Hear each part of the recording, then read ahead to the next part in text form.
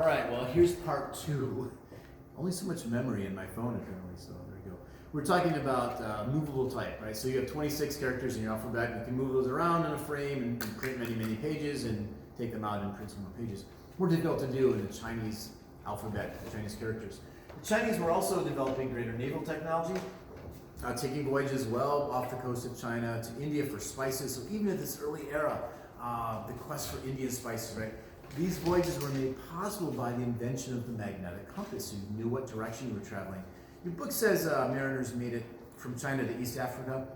I guess I'll take the word for it, although that was really much more product of the early 15th century under the Ming and an emperor called Zheng He we'll get to later. Within China itself, there's a growth of trade. Right? Different regions specialize in different things. So we have wheat in the north, rice in the south, spices in the west. Right? So we get these monocultures, trade made possible by the river systems, but also the canals linking the rivers. So different regions could specialize. Instead of carrying around a whole bunch of copper coins with these kind of square holes in them on string, you could now have a receipt, go to a bank, like, hey, I owe you 100 coins, go to the bank and get my 100 coins, right? So paper money, eventually printed by the government. More and more people living in the cities because agriculture is so productive through irrigation and iron tools and champa rice and even stocking the rice paddies with fish, right? Kind of farm fish, that people could do other things, right? Beyond growing food, raising fish. They could go into the cities and be bankers or be merchants or open up restaurants. So he said there's a lot of people moving in the cities that became highly diverse, very cosmopolitan. So cosmopolitan means it's a good thing. If someone calls you cosmopolitan, you're respectful, you're appreciative even of diversity. So we have people of many different backgrounds in China. Americans might think everyone in China is Chinese. Well, yes, on their passport, but there are over 50 some ethnic groups in China. So many different languages and beliefs. Beliefs especially. We'll see cultural diffusion. So as we trade goods, we trade ideas, including beliefs, religions, philosophies. And as we're seeing now, we also trade disease. So that's why you're there and I'm here. With regard to religion, Buddhism has a huge impact in China. In fact, some viewers out there probably think Buddhism originated in China. No, go back a few chapters. It originated in India 2,500 years ago. It's going to spread eastward through China. The form that does will be called Mahayana Buddhism. That's the greater vehicle. So way back in the era of Ashoka, right, the king of most of South Asia became Buddhist. Remember, and sent missionaries eastward. Those missionaries aren't going to make the journey in one lifetime. That's very Buddhist thing to say. They're not going to make the journey all the way from India to the coast of China, right? So if I'm a missionary, I have surrounding me my disciples, my students. Hey, let's go on, right? Go up the Himalayas, go across the Tibetan plateau. I die, and then my students pick up the baton and go further, and their students go further, right? All the time absorbing new ideas for changed circumstances. So folk ideas in the Himalayas, Tibetan rituals, such as the prayer wheel or prayer flags in the plateau of Tibet, Taoist ideas moving through China, right? Changing all the time. So it's Mahayana Buddhism, much more flexible. It's going to look different by the time it gets to Japan than it did when it left India. And in fact, the front page in your chapter talks about Xuanzang going back to India. He's like, this stuff doesn't sound like what we, the original. So he goes back and tries to find the original text back in the 700s. Mahayana Buddhism was appealing to many Chinese. It was not mutually exclusive. It's not like if you're Buddhist, you can't be Confucian or Taoist. These things can overlap. People can practice more than one at the same time. Buddhism offered spiritual guidance. It addressed spiritual questions where Confucianism traditionally had not, right? Traditionally, Confucianism talked about polite society and proper governance. Well, didn't answer questions about mortality or morality.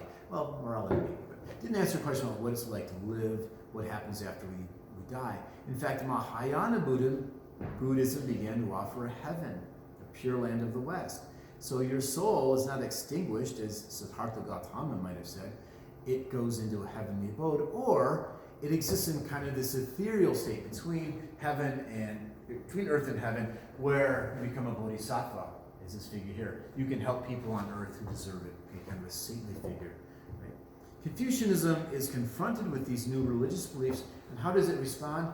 By becoming more religious. Okay, so we'll see Confucianism take on some Buddhist ideas. How do we live in this world? What happens afterwards? Confucius himself, to his great surprise, I'm sure, becomes deified. Right? Becomes a god of Neo or New Confucianism. What happens beyond China's borders? We saw the Song and the Tang dynasties invade at least northern Korea, northern Vietnam. In Korea, the Silla dynasty, the rulers there, kind of bought off the Chinese rulers. Tribute, it's called, pay money, in return for a very, very high level of independence. Korea will absorb Confucian and Mahayana Buddhism. Vietnam, Viet people tried to be very independent, tried to resist Chinese encroachment, but nonetheless did absorb Confucian practices and both Mahayana and Theravada Buddhism. So Mahayana Buddhism is coming northward. Theravada is coming across, sorry, not a great map here, but coming across the Bay of Bengal into what's now Thailand, Cambodia, and Vietnam. And that's the more strict or original form of Buddhism. I was in Vietnam quite a few years ago. And some of the other professors in my group were older. Many of them were quite older. And they would have been of age during the Vietnam War, right? Vietnam War with the United States. So we wondered, like, how are the Vietnamese going to treat us? First of all, they were beautiful. They were great. And I asked the guy, like, what do you think of the United States? He's like, we love the United States. We want more to be more like the United States. We're really afraid of China, right? So his fear is like, yeah, China invaded us many, many times over the last 1,000 years. So he's kind of going back to this period with this kind of this fear of this great, colossus of the North, China, Vietnam. And also, just anecdotally, went out to Cu Chi where the Vietnamese had dug tunnels to protect themselves from American bombs, these kind of underground networks of tunnels.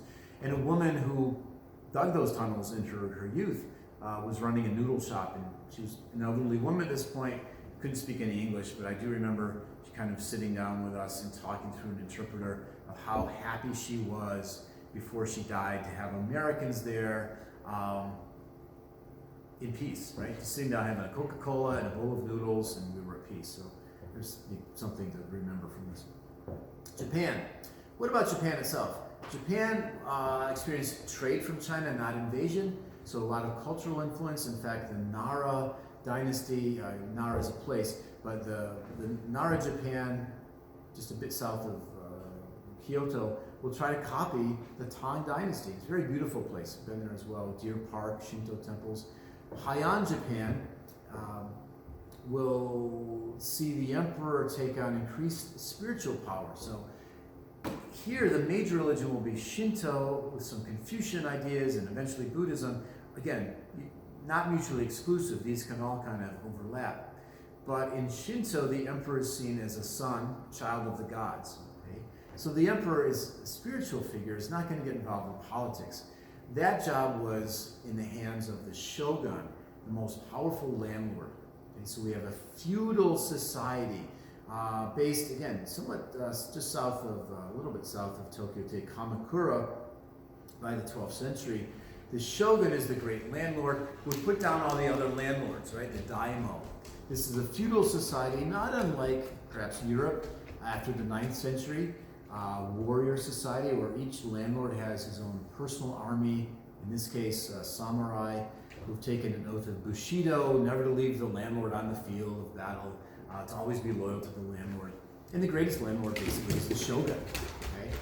Who is kind of living in fear that another landlord might bump him off or rebel. So Japan will remain a feudal society without the emperor having much power, really until 1867 when the emperor steps forward under the Meiji Restoration and pushes out the shogun and modernizes Japan. That's a next semester we'll come back, hopefully in person. So during this post-classical period, 500 to 1500, we see the political revival of China under the Sui.